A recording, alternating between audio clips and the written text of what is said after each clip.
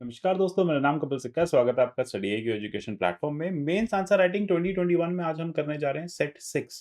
Important कुछ set हमने अभी तक डिस्कस किए हैं। आज हम डिस्कस करेंगे कीवर्ड कमेंट। आपने देखा कि मेंस आंसर राइटिंग में मैं आपको बता रहा हूँ किस तरह से जो कीवर्ड अगर आप उसके ओरिएंटेशन में उसके अकॉर्डिंग आंसर लिखते हैं तो आपके आंसर्स काफ़ी बेटर होंगे।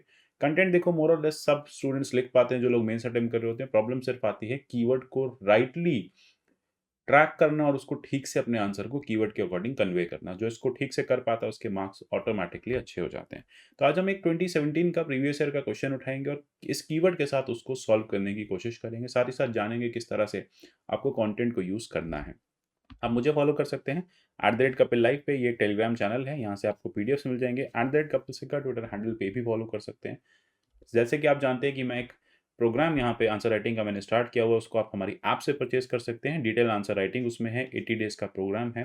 जीएस 1, 2, 3, 4 और एसए, ये सब कुछ होलिस्टिकली कवर किया जाएगा। अगर आप 2021 का मेंस लिख रहे हैं, आपके लिए बहुत इंपॉर्टेंट है। 2022 का अगर आप एग्जाम की प्रिपरेशन कर रहे हैं तो तब भी ये सीरीज आपके लिए काफ़ी हेल्पफुल रहेगी। पॉइंटर्स मिलेंगे आपको आंसर्स के। तो अभी तक हमने कुछ इंपॉर्टेंट कीवर्ड्स डिस्कस कर लिए। जैसे डिस्कस को हमने डिटेल में डिस्कस किया है, क्रिटिकली एनालाइज किया है, हमने इवैल्यूएट को भी देखा है। आज हम देखेंगे कमेंट। तो कमेंट कीवर्ड को डिस्कस करेंगे और जानेंगे एग्जैक्टली कि कमेंट जब भी कीवर्ड आता है आपको अपना आंसर किस तरह से लिखना होता है। देखो, कमेंट का मतलब होता है टिप्पणी करिए। आप ओपिनियन या रिएक्शन आपका कोर वर्ड्स पे आपको फोकस करना होगा, न्यूट्रल रहेंगे। देखिए, एक बात हमेशा याद रखिए, कमेंट है, क्रिटिकल एनालाइज, ऐसा नहीं है कि आप क्रिटिसिज्म करने आ जाएं। मैं आपको बार बार बता रहा हूँ, यूपीएससी में आपको चाहे वो एसए हो, जीएस का आंसर राइटिंग हो, जीएस का आंसर हो, आपको हर बार एक न्यूट्रल बैलेंस्ड अप्रोच को फॉलो करना है। यूपीएससी आपसे एक प्रॉब्लम सॉल्विंग अप्रोच के थ्रू आंसर पूछ रही होती है। वो ये जानना चाहती है कि प्रॉब्लम तो हमें भी पता है, यूपीएससी को भी पता है, लेकिन आप उसका क्या सॉल्यूशन देंगे। और यूजुअली जो प्रॉब्लम होती है, आप देखते हैं कि सोशल प्रॉब्लम्स होती हैं, गवर्नेंस की प्रॉब्लम्स होती हैं, और इसके जो आंसर्स होते हैं, इसके जो इंडिकेटर्स होते हैं, जो पॉइंटर्स होते हैं, वो दोनों तरफ फोकस करते हैं यूजुअली। तो इसमें क्या होता है, एक बैलेंस आंसर आपकी तरफ से काफ़ी ज़्यादा यूपीएससी जो है वो सॉर्ट करती है कि आप एक बैलेंस्ड आंसर को लिखें। ठीक है, तो इसी बैलेंस्ड आंसर को, इसी न्यूट्रल अप्रोच को यूज करते हुए आज हम एक क्वेश्चन जीएस पेपर 2 का सॉल्व करने जा रहे हैं। ये है गवर्नेंस से रिलेटेड। कीवर्ड है civil services. Civil services reforms आपने देखा जीएस पेपर 2 में है। अब क्वेश्चन पूछा गया था 2017 में। Initially civil service in India were designed to achieve the goals of neutrality and effectiveness. बिल्कुल, which seems to be lacking in the present context. Do you agree? Yes, we agree to an extent. With a view, do you agree with the view that drastic reforms are required in civil services? इस question को इस keyword में या इस comment keyword में लगाने की कोशिश करते हैं। Opinion reaction, do you agree? Yes, of course I agree. Focus on the core word. Core word over here is reforms in civil services. तो आपको क्या बताना है? आपको रिफॉर्म्स बताने हैं। आपको ये बताना है सिविल सर्विसेज कैसे एक इंपॉर्टेंट स्टील फ्रेम है कंट्री का। सिविल सर्विसेज कैसे एक इंपॉर्टेंट स्ट्रक्चर है देश का। ठीक है, गवर्नेंस का स्ट्रक्चर है, बिना उसके देश नहीं चल सकता, इस बात को हम मानते हैं। स्टील फ्रेम है, लेकिन इसका मतलब ये नहीं कि उसमें रिफॉर्म्स की जरूरत नहीं है, उसमें बिल्कुल रिफॉर्म्स की जरूरत है।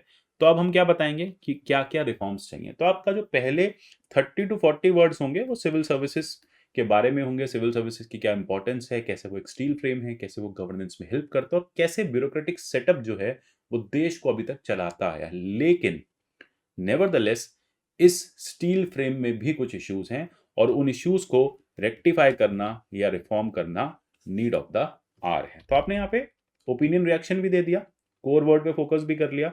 अब आप उस कोर वर्ड के रिफॉर्म्स के बारे में लिखेंगे। रिफॉर्म्स आपके मल्टी डायमेंशनल हैं। गवर्नेंस में रिक्रूटमेंट रिफॉर्म्स हैं, ट्रेनिंग रिफॉर्म्स हैं, इवैल्यूएशन रिफॉर्म्स है। देन आप देखेंगे गवर्नेंस के केस में ई गवर्नेंस के रिफॉर्म्स हैं, डिलीवरी ऑफ सर्विसेज के रिफॉर्म्स हैं। ठीक है, तो इसके लिए आप देखते हैं कि डीओपीटी जो है वो काम करती रहती है time to time. First ARCI, then second ARCI, उसने भी डिटेल रिफॉर्म्स दिए। अब आपको यहाँ बहुत डिटेल में नहीं जाना है, क्योंकि ये आंसर आपका 150, 200, 250 किसी भी कॉन्टेक्स्ट में पूछा जा सकता है दोबारा से। तो आपको बस इतने तक ही रखना है। अब आपके पास रिफॉर्म्स लिखने के लिए लगभग 120 से 130 वर्ड्स, या फिर अगर 250 वर्ड का है तो लगभग 200 से 220 वर्ड्स बचे हैं। अब उन 200-220 वर्ड्स में आपको रिफॉर्म्स लिखने हैं। आपको कुछ प्रीवियस कमिटीज का मेंशन करना है। ठीक है, तो जैसे कि मैं आपको बताऊं, बेस्ट है ऐसे केस में आप यूके की नोलन कमिटी को हमेशा मेंशन कर सकते हैं कि उन्होंने 7 प्रिंसिपल्स दिए थे पब्लिक लाइफ के, accountability, selflessness, integrity, objectivity, leadership, honesty, openness. इसी पे सारे रिफॉर्म्स बेस्ड हैं। एक ब्यूरोक्रेट की लाइफ इन्हीं 7 फंडामेंटल्स पे डिपेंडेंट रहती है, और इन्हीं 7 फंडामेंटल्स पे डिपेंडेंट रहते हुए ब्यूरोक्रेसी जो है उसका रिक्रूटमेंट होता है, उसकी ट्रेनिंग की जाती है, टाइम टू टाइम उसका इवैल्यूएशन होता है, और उसका गवर्नेंस होता है। तो यहाँ पे आप क्या बताएंगे ब्यूरोक्रेसी में क्या क्या रिफॉर्म्स की जरूरत है? सबसे पहले रिक्रूटमेंट रिफॉर्म्स की जरूरत है। कई बार कहा जाता है कि हाँ, इनके रिक्रूटमेंट प्रोसेस में थोड़ा सिंप्लीफिकेशन या थोड़ा ऑब्सोल्यूटनेस हटाने की जरूरत है। ट्रेनिंग इनका इंडस्ट्री यूटिलाइजेशन की तरह होना चाहिए। एलबीएस में जो इनको ट्रेनिंग मिलती है वो बिल्कुल इस तरह से होनी चाहिए कि जाके पब्लिक को सर्व कर सके।